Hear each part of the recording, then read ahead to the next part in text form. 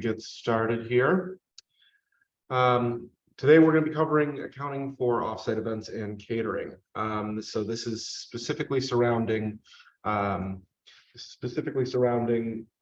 that are not taking place at your restaurant but offsite. Something that isn't a buyout of the restaurant but is a catered event that you're going to be wanting to conduct off of the premise. My name is Chris Maxey. I'm the CEO of Prefix Accounting. We are a bookkeeping firm that takes care of bookkeeping, payroll, consulting, and advisory for the hospitality industry, specifically restaurants and food-based retail businesses. If you are in the market for a accountant and you have a restaurant, we might be the firm for you. Today's objective is meant for operators, not for CPAs or tax preparers or tax professionals. We're going to be going over some kind of basic concepts for handling the accounting of catering. We're not going to get too deep into any specific subject. And again, I will point out this is not for buyouts in your restaurant. The way that you handle that type of accounting is very different. You're not using invoicing, you're using your point of sale system. So these are two very different things, even though they kind of are functionally the same. Again, this is also not going to be legal or tax advice. And finally, for the final bit of housekeeping, we have a whole series going on for the restaurant off season. We've already covered quite a number of topics, but we still have a few topics that have not yet come to pass. The first one being, what on earth is a 1099? Because 1099s need to be sent out by the end of this coming month. And so that is going to be a big topic for a lot of folks. Next, we have strategies for lowering labor cost, specifically surrounding the off-season and how you can keep that manageable when revenue really isn't that great. Finally, we have the other component to this webinar, which is accounting for a buyout and how to handle that. And then finally, costing a menu, which will be specifically surrounding a restaurant menu, not catering. All of these webinars are recorded and will be uploaded to YouTube later on in the week. And then if you'd like to see any more of these webinars, feel free to go to our website, sign up for our newsletter, and we will let you know every single time we schedule a new one of these webinars. If you go to our website, which you will see this slide deck afterwards, but if you go to our website, we have all of the webinars that we have coming up, which you can register for, and then the previous ones that are coming up. And as you can see here, if you are looking to get on this list so that you get notified every single time that we do a webinar, just join our mailing list here. So, looking at an overview of today's agenda, we're going to be looking at a couple of things. We'll be getting started with revenue recognition and what the difference between cash and accrual is in terms of how it applies to catering. And then we're going to cover contracts, which are a very, very important part of this whole endeavor. Creating an invoice in QBO, dealing with deposits and reconciling all those deposits, what needs to happen after the event, and then optimizing catering for cash flow for your restaurant. We're assuming here that you have a restaurant that's attached to this. It may not be the case for everybody, but in this case, that is what that topic will cover. And then finally, is there an app for that? Getting started, we'll be looking at revenue recognition, which is a fancy way of bookkeepers and accountants saying, when does this show up on my P&L? Okay, so you may take money in for a catering event in February, but the proper way to account for it may not be to show that as revenue, depending on what your tax situation is. For most restaurants, you are going to be on an accrual setup. And that is because you have a very complicated balance sheet. It's much easier to look at from an accrual perspective. If you are on an accrual perspective, the revenue for that event is counted on the day of the event. So you may take in, you may have a $50,000 catering event. You may take a deposit for $25,000 in February. You may take the final installment a week before the event. But even though those two payments hit your bank account before the event, you don't show that as revenue until the day the event happens. It's very important. Next, deposits that you take in. So that deposit that you took in February shows is a liability until the event. So it doesn't show up anywhere on your P&L. It shows up the day that the event happens. It will come off of the balance sheet, go on to your profit and loss, and show up in one big sum on that day. Then finally, for accrual, accounts receivable are dated for the event, for the day of the event.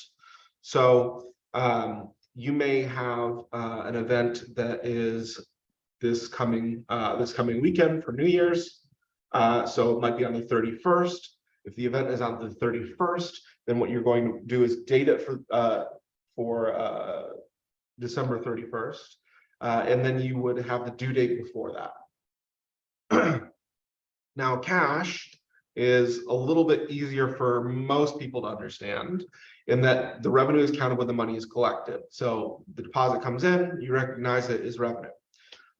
Deposits are revenue, and accounts receivable doesn't really matter.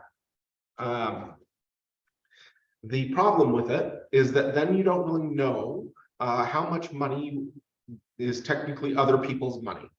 It's a much better way of, if you have a catering business, it's much better to be on an accrual basis because it's much easier to understand and interpret that data. And the reason you want to know how much you owe people or how much of other people's money you have is if there is, say, a worldwide pandemic, you might suddenly realize that that money really isn't yours and it's up in the air as to who that money belongs to. So in order to see what setup you have, you're going to want to look at your tax return. And depending on what type of tax return you have, it'll be a form 1065 or a 1020, 1020S, depending on what you are. But one of the line items that you're going to see is check accounting method, and it's going to have either cash, accrual, or other. 99% are going to be one of these two, and is predominantly going to be accrual. The next thing you're going to want to do is look in QuickBooks under settings, the gear icon in the upper right-hand corner. Then you go to set accounts and settings. Then you go to the advanced tab, and you'll see right in the first section, you'll see accounting, which is what this is right here. And then you'll see accounting method, and you can see what that accounting method is. So you'll want to make sure that what is on your tax return lines up with what you have in your accounting system, because otherwise your CPA could be filing your tax return wrong. You can switch between the two of them, but doesn't mean that they necessarily notice that the tax return and your QBO file are different. So getting into the legalese of this, a lot of folks that had catering businesses prior to COVID didn't really have any sort of contract. And the contracts that they had were frankly crap. And when COVID came about, these crappy contracts really put a lot of caterers into a lot of hot water. Specifically, if they had a ton of business on deposit already, a lot of contracts already signed. So the one thing that is critically important, and if there's anything to take out of this entire webinar, it's to get a lawyer and to have the lawyer draw up a proper contract for you, catering contract, and make sure that they specialize in the industry, because there are a lot of attorneys out there, and there are a lot of attorneys out there that specialize in a number of things. They may do absolutely everything. They may be a generalist, but a generalist isn't probably the best bet for you, because a generalist is probably going to lift the contract or elements of the contract from other industries that have similar types of contracts as what a caterer needs.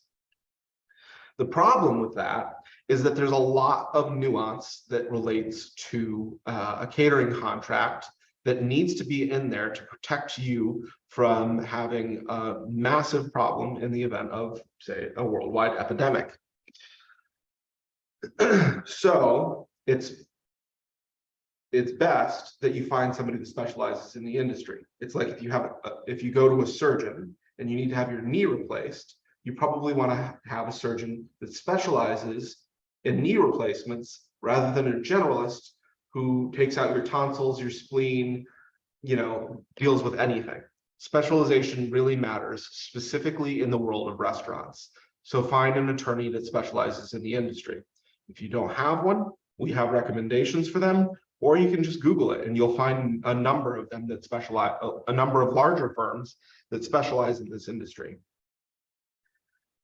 And with specialization, you can expect that the price is going to be higher. Now, that is something that is highly justified, in that if they save one contract or save you from having to shell out money one time, they've probably paid for themselves 5 times over. So shell out the money for the good attorney, the attorney that specializes in the industry, and make sure that you cover a lot of the bases that are listed out here. The first is how somebody will pay and what that deposit schedule is going to be. So frequently you'll get a lot of wealthy fathers that are looking to get some extra airline miles and want to put their son or daughter's wedding on their Amex.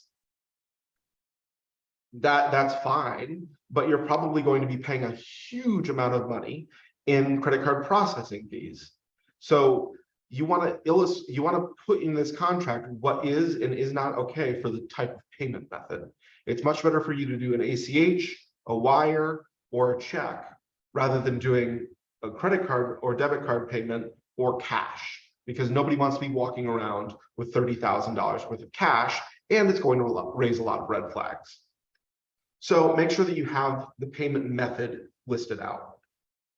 Next, the deposit schedule. And we'll get into why this is important later, but it's worth noting when you want installments of payments. Do you want one deposit and then the final payment? Do you want to split it up into 2 amounts? And when is that due? Okay. Finally, if there are any fees, or next, if there's any fees that are in your that you have calculated. So if you're doing events management, if you're doing rentals, things like that, you're going to want to make sure that you list out how these fees are calculated so that they understand, and you can explain this to them when they have a question about why you have a 12% administration fee when you're managing all their rentals. So if there are any just generalized fees, you'll want to make sure that they're well explained. You also want to figure out when the final menu date is going to be. There's a lot of potential clients out there that will wait until the last minute to make a decision. They don't want to make a decision until on the menu, until they find out what color napkins they're going to be at the table setting.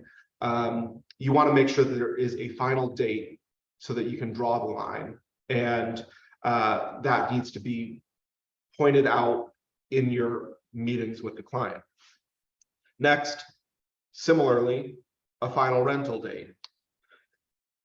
You'll also want an act of God clause. So if you are scheduled to have an event this weekend for New Year's, like we were pointing at, like we used before, there's a snowstorm and the roof of the venue collapses. Well, whose fault is that? How do we handle that, most importantly? So for a lot of folks, or what that's usually called is an act of God clause. And so illustrating what an act of God is, and then what happens when one of these events comes to pass.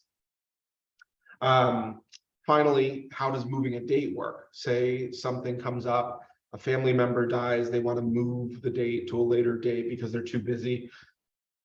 That's fine, but it needs to be pointed out in the contract beforehand before you go and before that comes to pass. And then you're both trying to figure out how this is going to work. Especially if you have a very busy catering schedule, moving a date isn't just a matter of kicking it down a couple of weekends. And then how does gratuity work? Finally, you're going to want to make sure that you have a booking fee. Pre-COVID, a lot of caterers would have a booking deposit.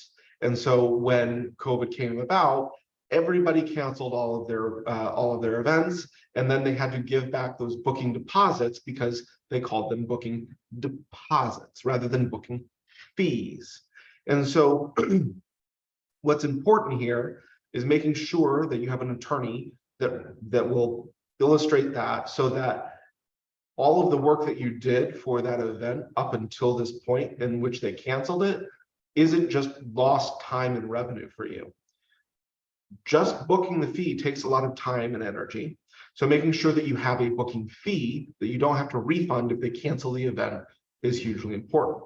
And so for a lot of people, that could be as small amount as $500 or up to $1,500, $2,000, $5,000. It's a matter of what you want to do and the type of concept that you have as to what that amount is. So once you have a contract, and once you've given that contract to the client, you read the contract to them, explained all the clauses, they're happy with it, they sign the contract, you sign the contract, we're good to go. We now have the opportunity to create the invoice. So the first thing in creating an invoice is looking at what you have for a chart of accounts. And so catering income should have a separate set of chart of accounts from the rest of your revenue accounts. You may have restaurant food income, you may have restaurant beverage income, all those sorts of things. You want to delineate that between what is restaurant income or on-site income and what is off-site income.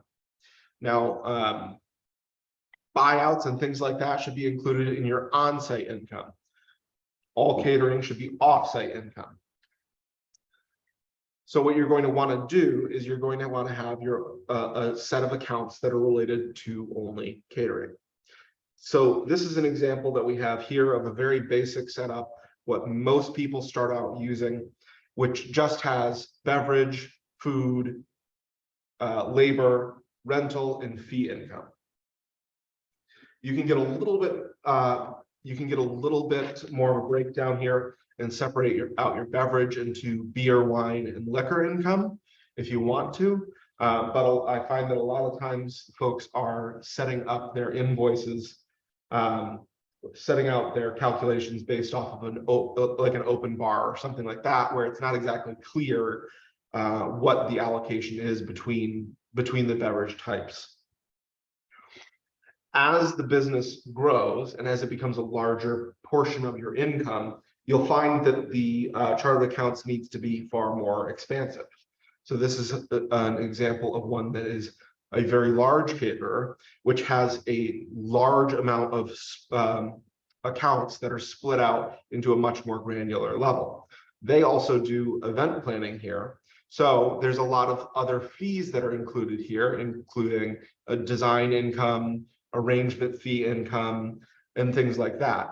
They also have their rentals split out so that they can see they pay or they charge X number of dollars for, they bill out basically like the flowers, the florist, and then they pay the florist. So they want to be able to see the money that came in for it and the money that went out for it, so that they can make sure that there is an appropriate markup for it, or that they're at least covering their bases and they have at least broken even on that portion of it. I will point out here that this is a large company. You don't want to start with this. You're going to want to jump in front of a bus. It is way too expansive for a restaurant that's doing maybe 2 or 3 events a year, or even 10. It's much easier to go with a smaller chart of accounts and then expand later on, rather than start with a big chart of accounts, realize that you don't really need all of these accounts, and then you've wasted then you have a bunch of accounts that you don't utilize that are just clogging up the space.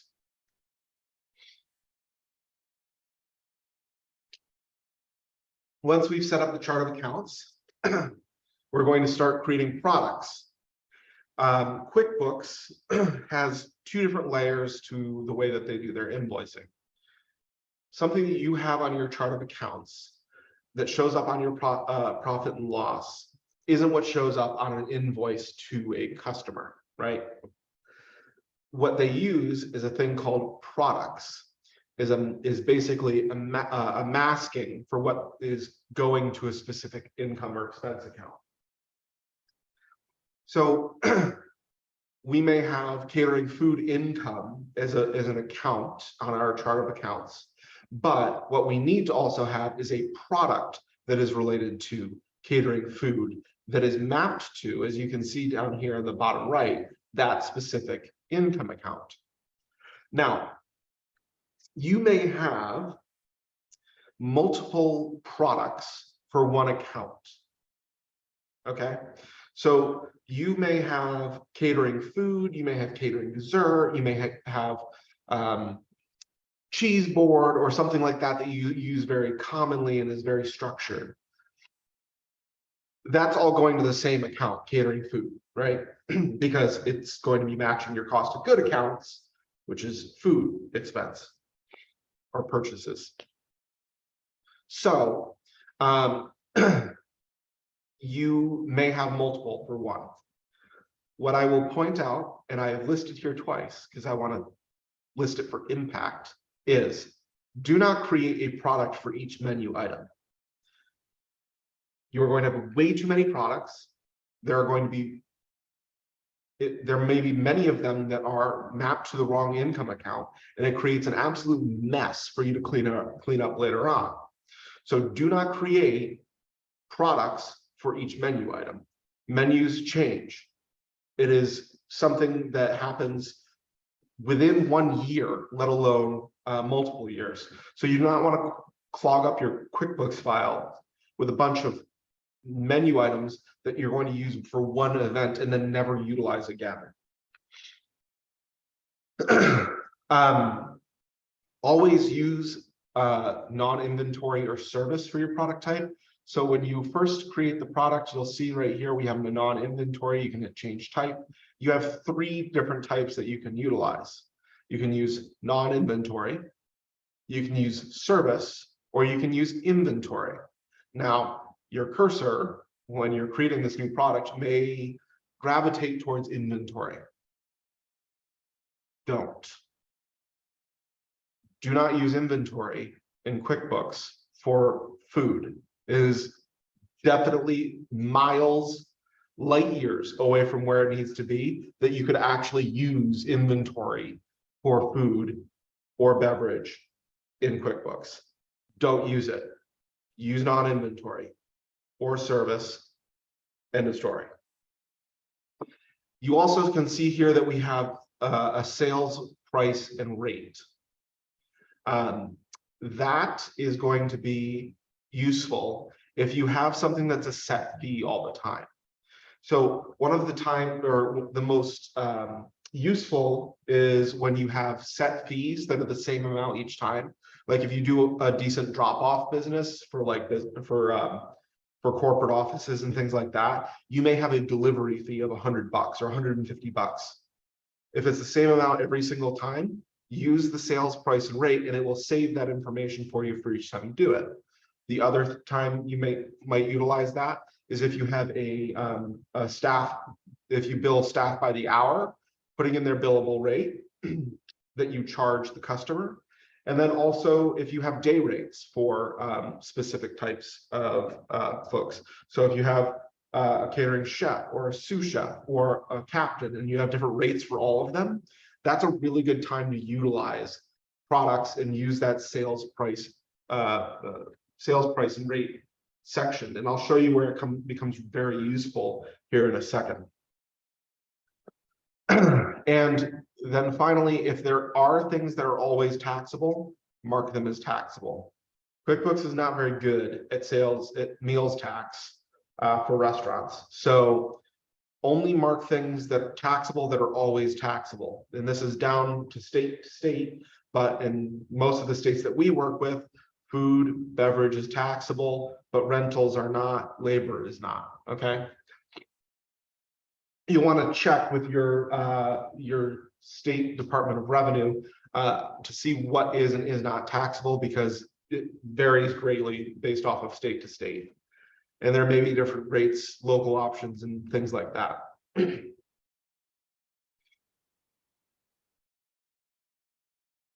All right, so we have now gotten, we've gotten our chart of accounts set up. We've gotten our products set up. And now we are ready to actually create our first invoice. Your client has given you the menu, and you now can actually put this thing together. So first question here is in the upper right hand corner, right beside where you see the client and client email, is a section that's called online payments. And QuickBooks offers a payment solution for folks if you sign up for it, that will allow you to take payment right from the invoice, which is super useful. You also have the ability to turn on and off certain types of payments so that they're available to folks, which is also super useful. You may be doing, like I said, a lot of corporate lunches and drop-offs and things like that, where using a card is good because, you know, most of the transactions are a fairly small amount. It's not going to be a huge impact. It's just the cost of doing business. However, if you have a ton of catering events that are large and weddings and things like that, you are not going to want to pay for granddad's airline miles with his Amex on a $50,000 catering invoice. That's just not something you want to do. So you want to turn that off. And QuickBooks Payments allows you to do that. There are obviously fees associated with that. But by default, I usually keep bank transfers on and then keep cards off. But it really depends on your model of business. So down here, by guest count, event location, event coordinator, you can see that we have what are called custom fields. And if you go into the settings, the gear icon, settings, advanced settings, you can add custom fields. They're super useful, particularly around the area of guest count, location, and if you have salespeople or multiple salespeople associating it with a person that generated that sales and is in charge of this contract is super useful information to have.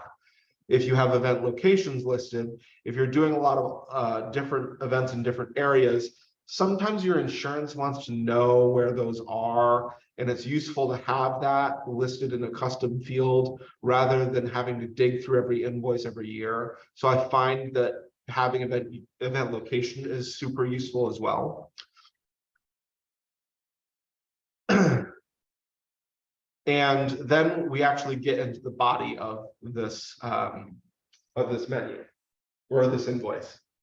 And this is where we put in a lot of the menu items. So as you can see, for the product and invoice, for the product and service on this invoice, we can see that I have a product that's called catering food. And you can call it something slightly different that's maybe more elegant or whatever you want. But you can see that we've utilized the description here for the for the menu items. So rather than having a separate product for each and every one of these, they're just putting what that menu is for that specific service function into the description, and then using the guest count and then the rate to come up with the total. So it gives you a nicely itemized invoice. Same thing here. We can see that we have a cheese board, which has the quantity on it and the rate. And for some folks, a cheese board may be a fixed item, right? So you may actually end up having a cheese board product because you only offer it a $500 or $1,000 or $2,000 cheese board, irregardless of what the guest count is. And that's fine. But in this case, they don't do it that often. So they're using catering food and then just doing it a price based off of number of guests. Then they listed out so they've listed out appetizers, hors d'oeuvres, dinner, dessert. And you can do that. That's how I like to do it, where I'll list out each and every course on a separate line on this invoice. Then they have catering beverage listed.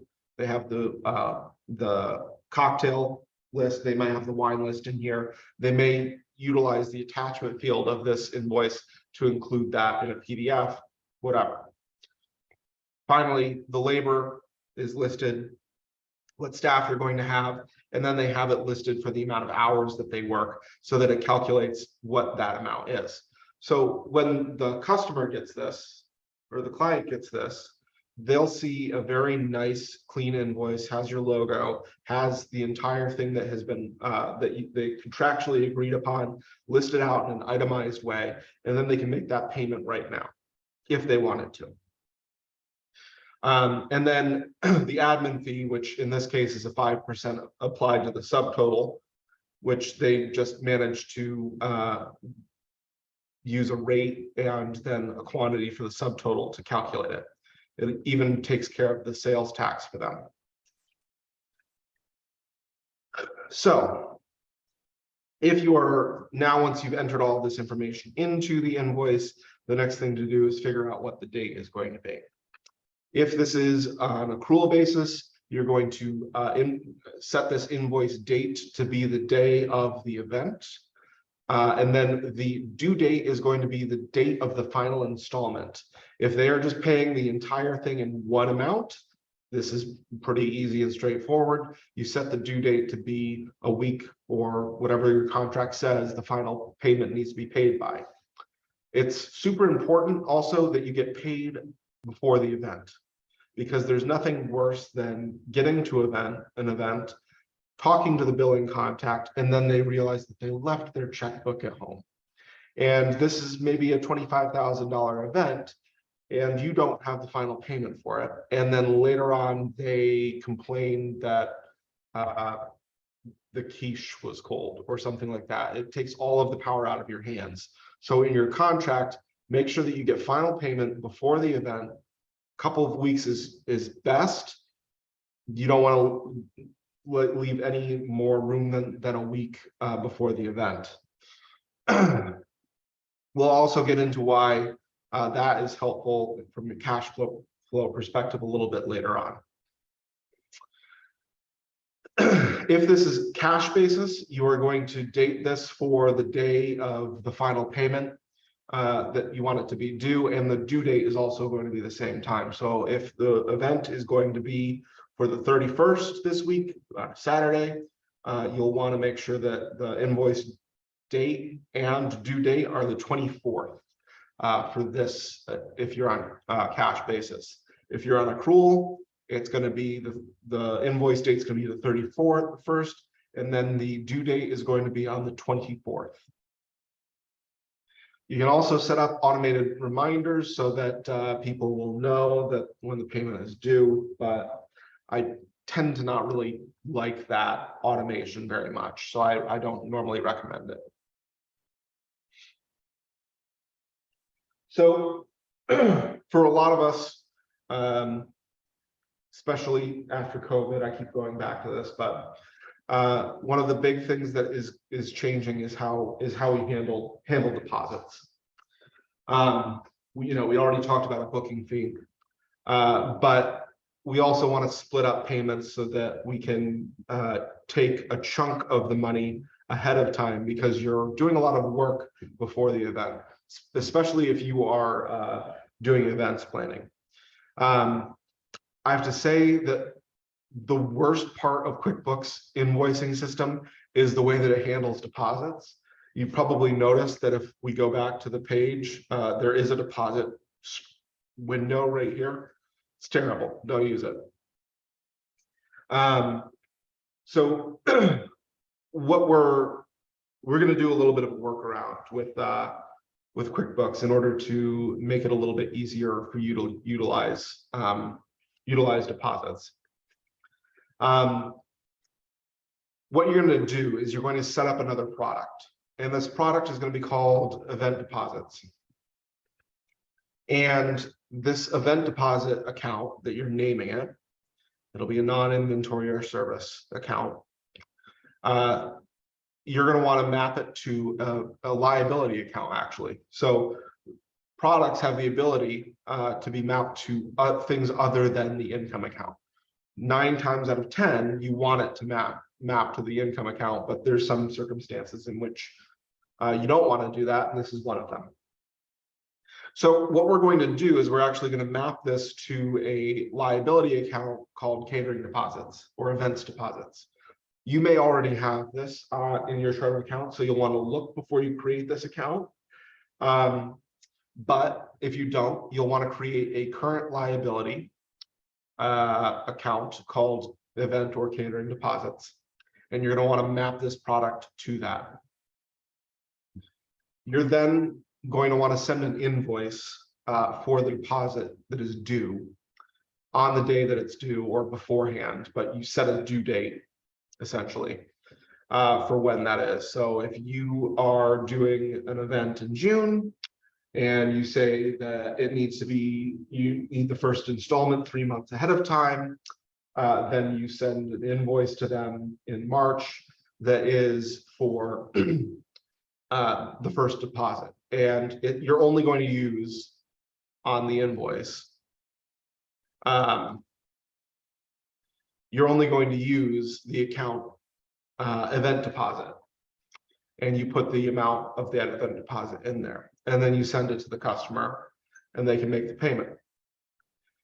At the same time, you're going to go back into that original invoice, and at the bottom on the next line, you're going to want to create another line that uses event deposit, and then you're going to put that same amount with a negative in front of it for that event deposit, so that the subtotal equals the balance due. Now, why do we do it this way? Because the way the QuickBooks does it is terrible. So we have to use this weird little workaround to make it work. Does this make it more complicated and a little bit confusing for the customer? Yes. But again, if you explain this ahead of time, how it works, and perhaps even have this mentioned in the contract, then it doesn't become as much of an issue. You are going to want to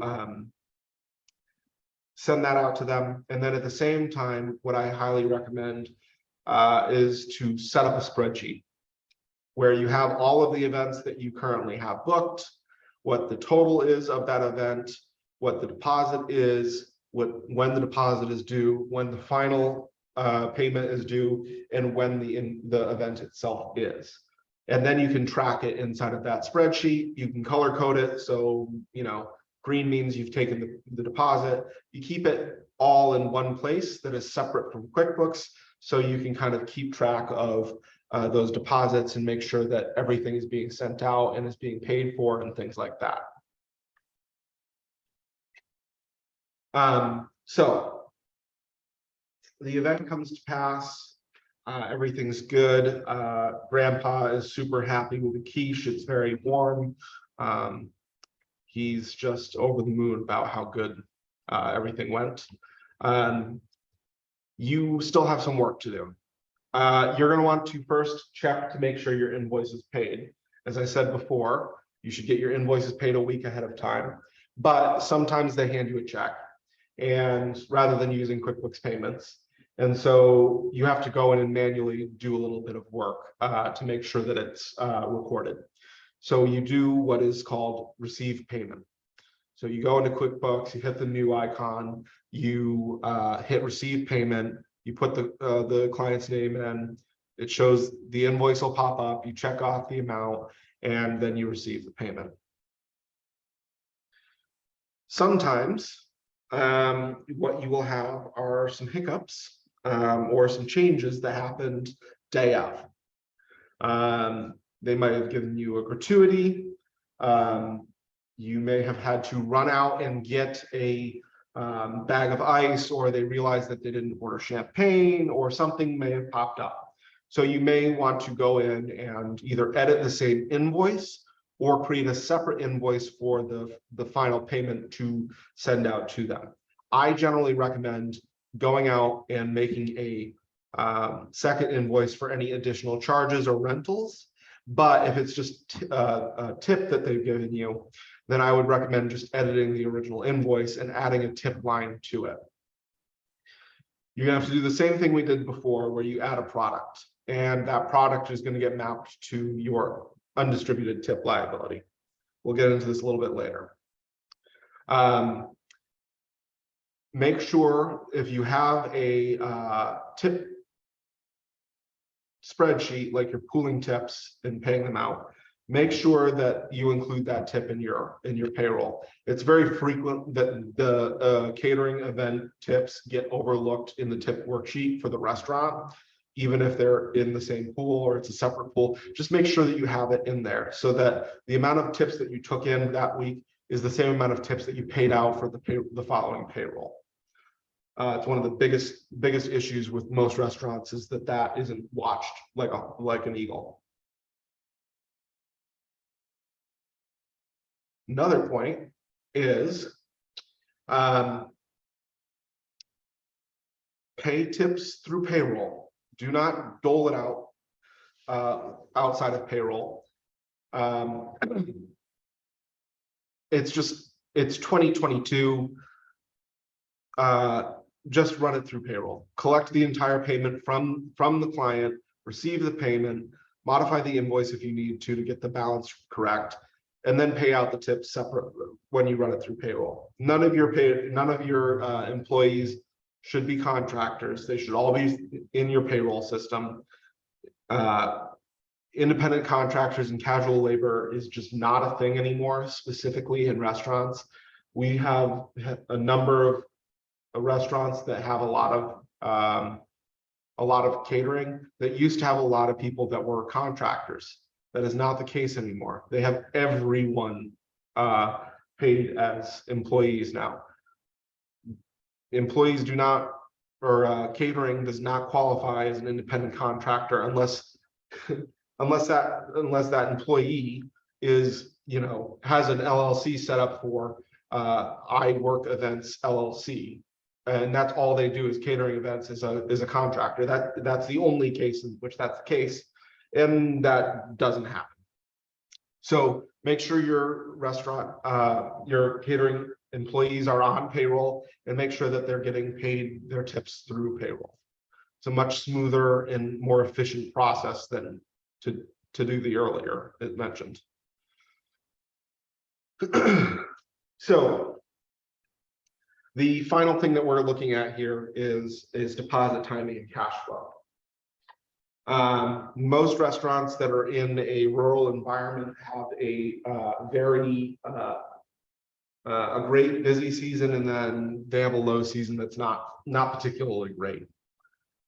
So for many restaurants, how they set up their catering contracts and deposit schedules is kind of surrounding the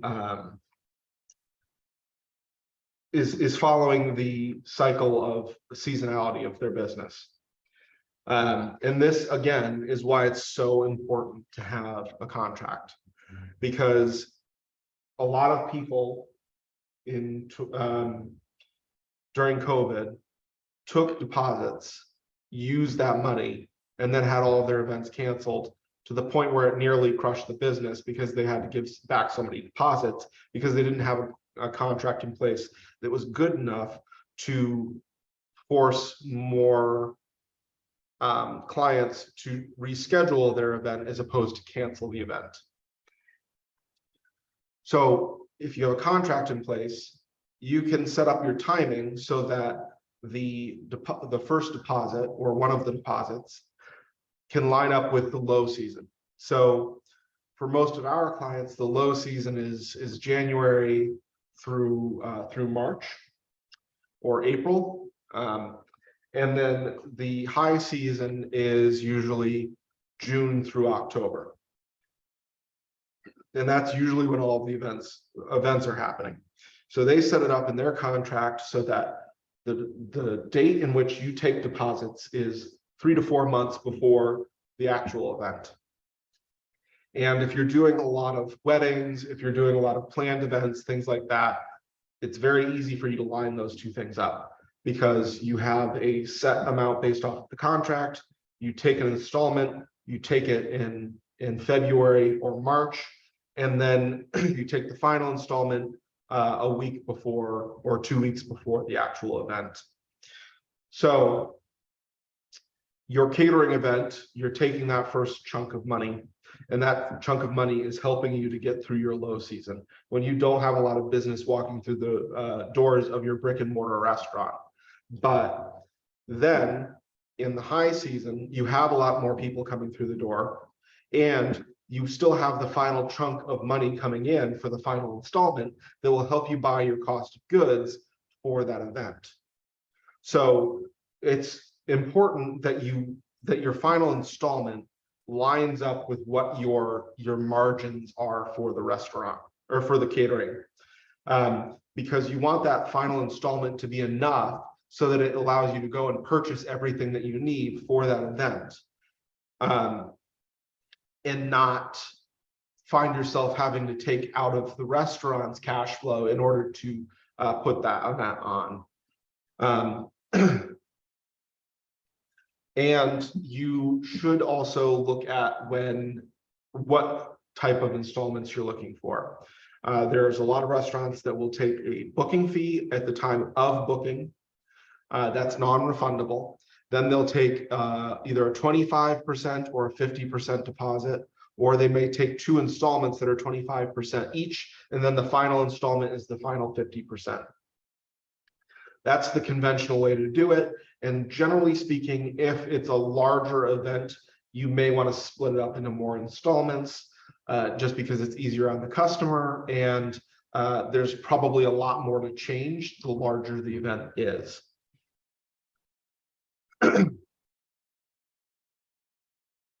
Now, that's a lot. There's a lot of stuff going on there. You have liabilities to track. You have deposits to track. You have to follow up with customers.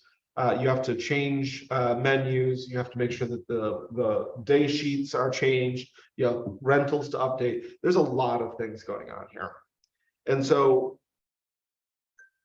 there are options out there specifically for catering and events management that takes care of a lot of what we just covered.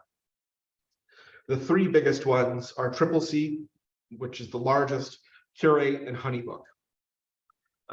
We use CCC quite a bit. I've gone through Honeybook a couple of times before. I've never utilized Curate myself. They're all around the same price point. They're $2,000 to $5,000, depending on how big and fancy you want it. But these systems will take quite a bit of work off of your plate. It'll handle building out the contracts. So basically, once you get your contract from your lawyer, you put it into CCC or Honeybook or any of these 3. Leave the forms that need to be filled out each time. You build out the event sheet, and you build out the menu, and it updates all of the information in the invoice and in the contract. It takes care of digital signing. It takes care of the payment. It takes care of reminding them for the installments and then tracking the installments and how much deposit you have on deposit. It takes care of all these things. And at the end of the day, if you're doing $500,000 in catering, or you're doing $250,000 in catering, a $2,000 a year software is well worth the price. It will make your life much better, to the point now where when we're looking at our clients, it's almost coming to the point now where you have to utilize one of these softwares. It's just too hard to deal with all of the logistics of an event without utilizing something to rely on. Like, we have clients that have grown to huge sizes without using any of this software before, and it's kind of mind-boggling to think how they were able to do it without it. Especially if you've seen both environments where you've done it before and done it after software. So for me, if I'm in the shoes of anybody that has a restaurant with catering, I'm getting one of these softwares the first year, because it's easier to build this stuff out when you only have one catering event, so that when you have 20 catering events, it's already built out, and then you're not doing it cart before the horse, right? So I think any of these softwares are a really solid investment in your restaurant. So to cover everything that we have today, and to kind of isolate the key takeaways, the first one is get a damn lawyer. Pay for the lawyer, pay for the fancy lawyer that knows about your industry and it does a lot of these contracts. It'll pay for itself. Use booking fees.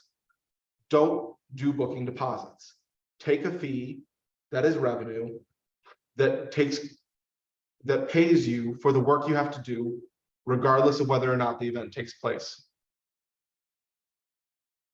3, timing is everything. So making sure that your deposit schedule correlates with your seasonality is hugely important and will help your business grow by not having cash flow crunches through the winter months.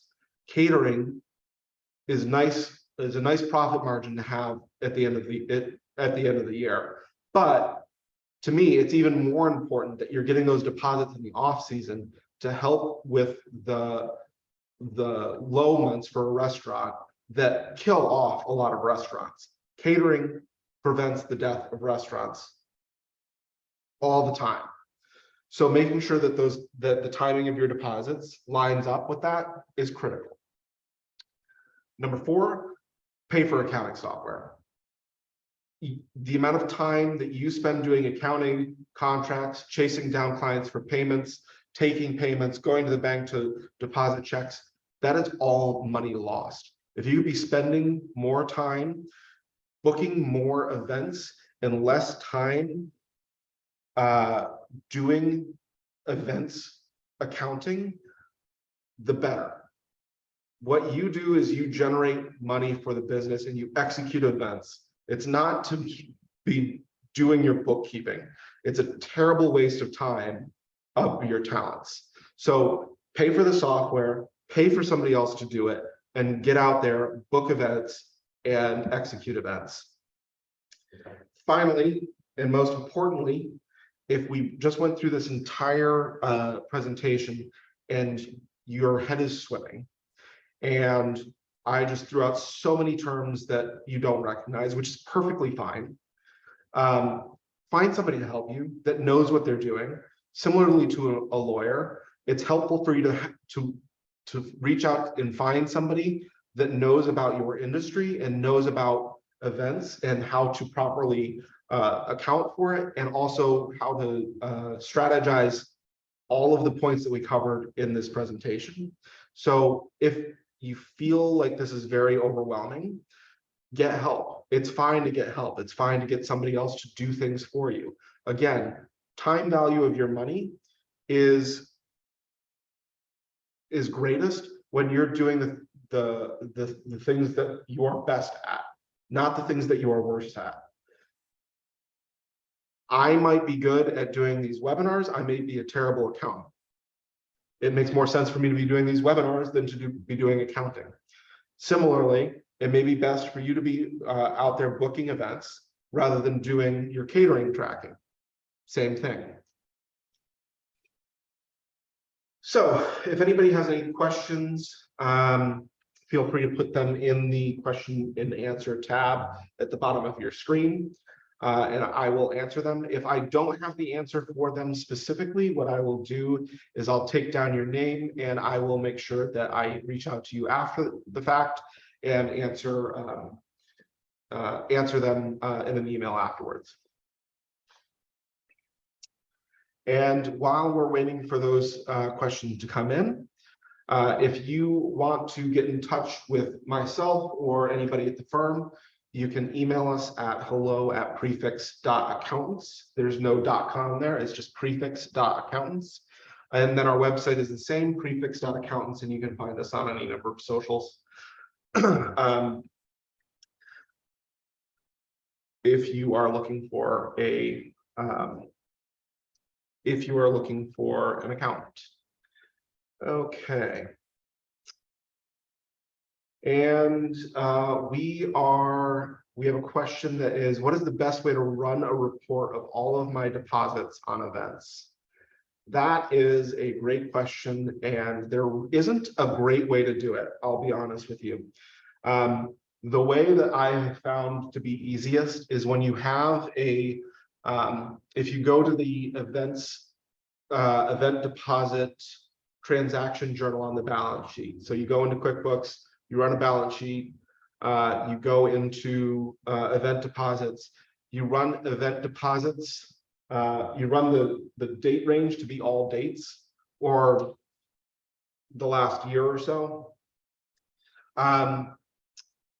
And it will spit out every single thing that's happened in that transaction journal, everything that's happened in that account. What you're going to want to do is literally have a spreadsheet, that spreadsheet that I was talking about that had all the events listed out and all the deposits, and then check off each one side by side from one another and color code it basically.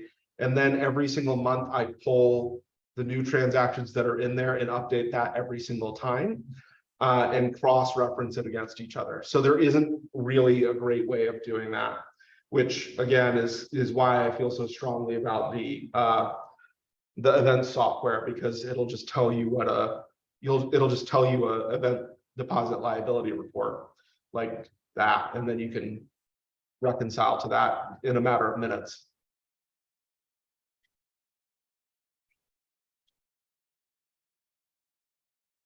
Okay, so we are at our time now. If anybody has any additional questions, feel free to email them to me at hello@prefix.accountants. I would be happy to answer them. And if you have any other questions, just let me know. Have a good day, everyone.